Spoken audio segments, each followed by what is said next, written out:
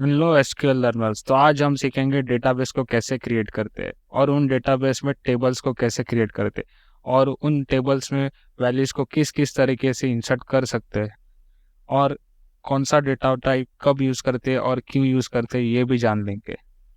तो आज हम अच्छी तरीके से सारी चीज़ें सीख लेंगे। तो चलिए शुरुआत करते हैं। तो डेटाबेस बेसिकली क्या होता है कि हम लोग उसमें एक ऑर्गेनाइज्ड वे में डेटा को स्टोर कर सकते हैं। मतलब एकदम नीट एंड क्लीन वे में ऐसा रख सकते हैं, स्टोर कर सकते हैं।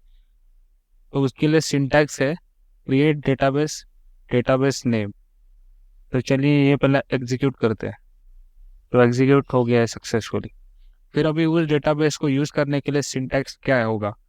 तो उसके लिए अगर हम लोग को डेटाबेस सिलेक्ट करना है तो उसके लिए यूज़ और डेटाबेस का नेम, तो ये एग्जीक्यूट करके दिखाता हूँ। तो ये एग्जीक्यूट हो गया है और ये माई एसक्यूएल सर्वर यूज़ कर रहा हूँ मैं। तो यहाँ पे ना, यहाँ से भी हम लोग डेटाबेस चेंज कर सकते हैं। तो ये सब ना डेटाबेस के नेम है। तो अभी हम लोग करंटली कॉलेज में ही है, जो जो दिखा रहा है वो। तो अभी डेटाबेस में टेबल कैसे क्रिएट करते हैं तो ये जान लेते हैं। तो टेबल क्रिएट करने के लिए सिंटैक्स है क्रिएट टेबल, टेबल नेम। ये टेबल नेम, ये टेबल नेम है।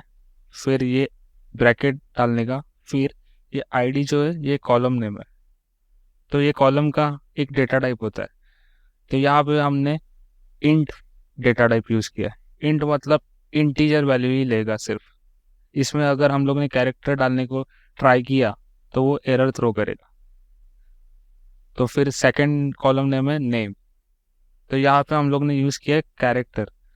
तो ये कैरेक्टर, नंबर्स और अलग अलग तरीके के स्पेशल कैरेक्टर भी डाल सकते हैं इसमें।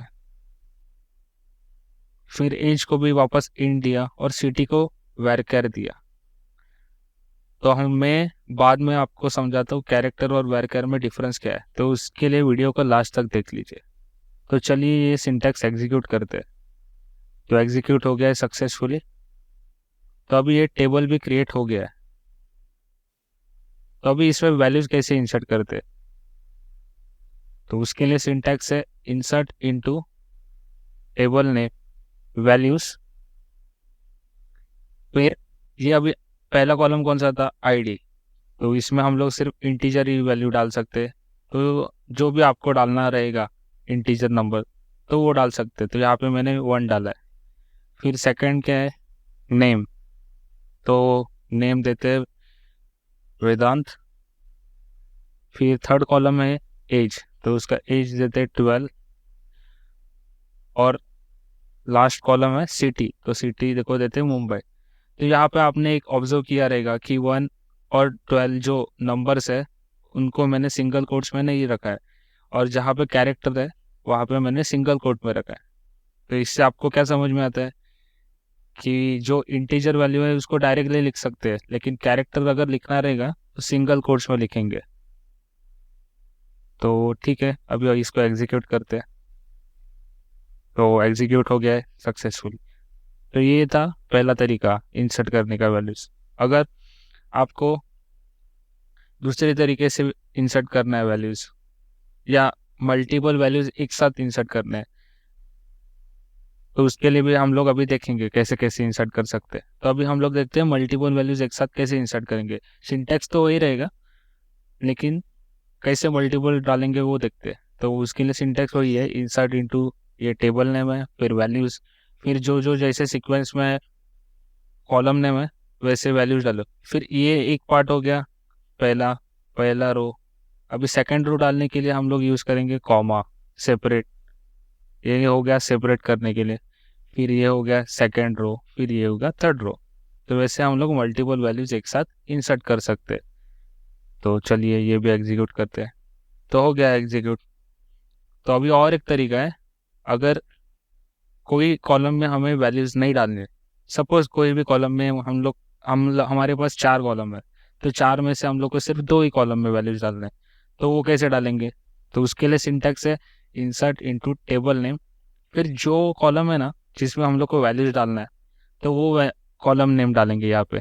तो जैसे कि हम लोग ने आईडी डाला है, फिर नेम डाला है, फिर जो जैसे की वैल्यूज है, फिर उस तरीके से जो कॉलम नेम यहाँ पे लिखा है ना, उस तरीके से यहाँ पे वैल्यू डालने। तो जैसे कि आईडी डाला है फिर नेम। तो चलिए ये भी एग्जीक्यूट कर दे। तो एग्जीक्यूट हो गया सक्सेसफुली।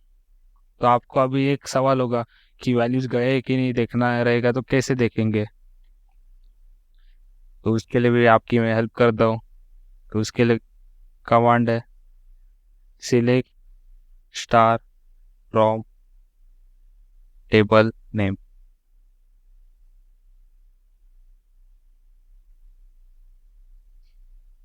तो ये देखो सारे वैल्यूज इंसर्ट हो गए। तो यहाँ पे हम लोग ने देखो लास्ट मेथड में सिर्फ 2 ही कॉलम में वैल्यूज डाले थे, 6 और रो 1 आईडी। बाकी कॉलम में क्या आया, नल वैल्यूज। तो ये डिफॉल्ट वैल्यूज सेट होते हैं अगर हम लोग उस कॉलम में वैल्यूज नहीं डालते। और बाकी ये देखो 2 3 4 वैल्यूज और नेम अलग अलग ये एक साथ इंसर्ट हुए थे। तो इस तरीके से हम लोग टेबल के वैल्यूज देख सकते हैं। तो अब किसी को ये जानना रहेगा कि टेबल का स्ट्रक्चर कैसे जानते हैं, तो उसके लिए sp_help फिर सिंगल कोट्स में टेबल नेम लिखिए।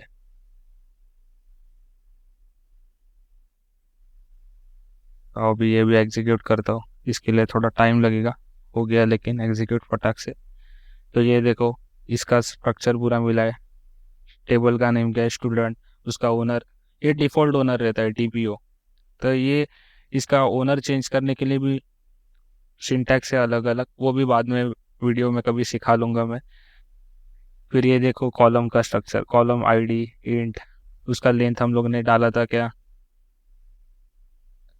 आईडी आईडी 4, फिर इसका 2020। तो ये सब लेंथ है। फिर ये जो लिखा है नलेबल, तो उसमें नल वैल्यूज आ सकते हैं कि नहीं। तो ये नल, यस यस आया है, मतलब इसमें नल वैल्यूज आ सकते हैं। तो नहीं आने के लिए हम लोग बाद में वो भी सीखेंगे कौन से कंस्टेंट यूज करते हैं। ये सब बाद में सिखा दूंगा सब चीज़ें, क्या क्या कैसे यूज करते हैं और क्यों। फिर आपको अभी क्यूरियोसिटी रहेगी कि कैर और वेरकेर में क्या डिफरेंस है। तो बेसिकली कैर क्या करता है, अगर हम लोग ने लेंथ दी है, अगर सपोज 6 दी है, कैर 6, तो उसमें हर एक कैरेक्टर के लिए 1 बाइट स्टोरेज लेता है। तो 1 2 3 4 5 6, तो ये 6 का स्टोरेज लेगा। वेरएज अगर वेरकर लिखा, वेरकर भी 6 लिखा, और हम लोग ने उस कॉलम में अगर 3 ही कैरेक्टर डाले, तो वो 3 ही बाइट का स्टोरेज लेगा। तो ये डिफरेंस है। कैरेक्टर कैसा, अगर उधर 6 हम लोग ने ये लेंथ दिया है, लेकिन हम लोग ने 3 एंटर किए सिर्फ कैरेक्टर उसमें कॉलम में, तो वो 6 का ही स्टोरेज लेगा। लेकिन वर्कर में कैसा, अगर 6 दिया है लेकिन 3 ही यूज किया, तो 3 ही लेगा स्टोरेज स्पेस। तो इस तरीके से हम लोग डेटा टाइप यूज करते हैं। फिर और अलग अलग तरीके, अलग अलग डेटा टाइप है, फ्लोट, डेट। तो वो भी हम लोग बाद में सीख लेंगे, या मैं इस वीडियो में ही दिखाता हूँ आपको।